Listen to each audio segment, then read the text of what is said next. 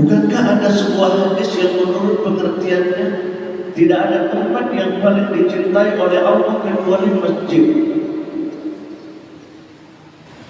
Kenapa ini tempat yang paling dicintai oleh Allah? Karena ini tempat ketaatan dan dibangun atas dasar takwa. Dari itu aja udah kelihatan orang yang datang ke sini bukan sembarang orang, Pak. Orang yang kuat, orang yang hebat, orang yang berani. Itulah sehingga kita sampai pada saat ini.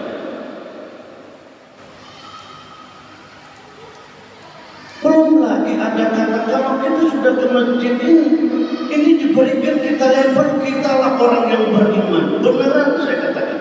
Coba buka surat At-Taubah ayat 18. Siapa yang memakmurkan masjid? Itulah orang-orang yang beriman. Innama ya'muru masajidallah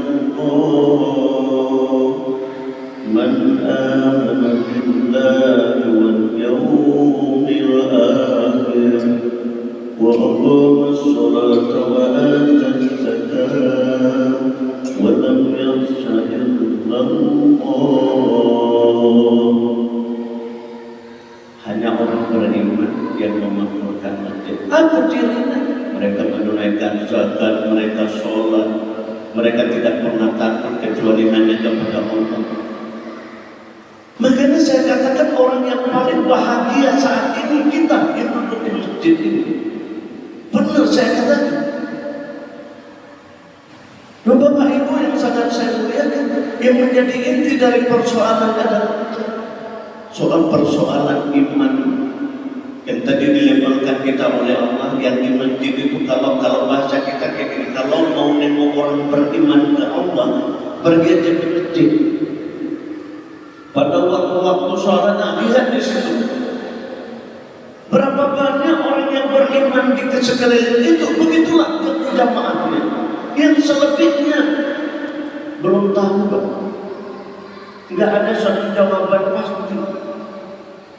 Kenapa nggak ada satu jawaban pasti? Karena Allah nggak merilis yang demikian. Yang dirilis itu adalah karena orang-orang beriman itu mereka yang memakmurkan masjid. Ngapain mereka di masjid? Ya udah jelas sholat. Kan seperti itu. Ini paling prinsip, saudaraku seiman dan sekeyakinan.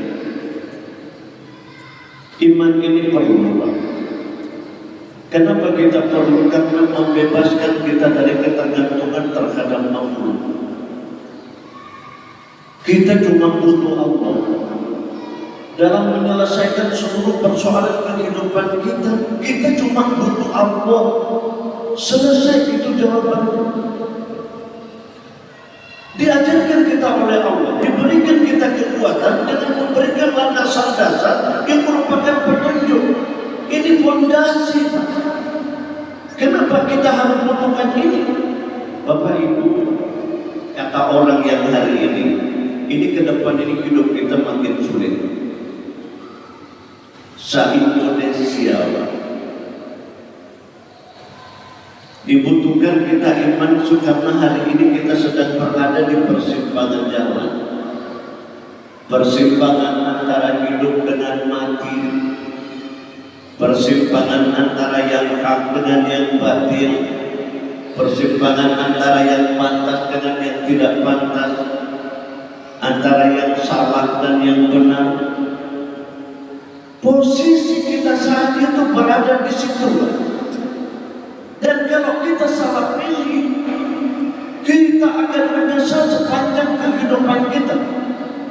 Itulah sebabnya Allah memberikan kekuatan, memberikan kita hidayah berupa petunjuk dasar ini sebagai fondasi dalam kehidupan kita. Agar untuk apa? Ke depan dalam menjalani hidup kita tidak tersesat di jalan yang terang.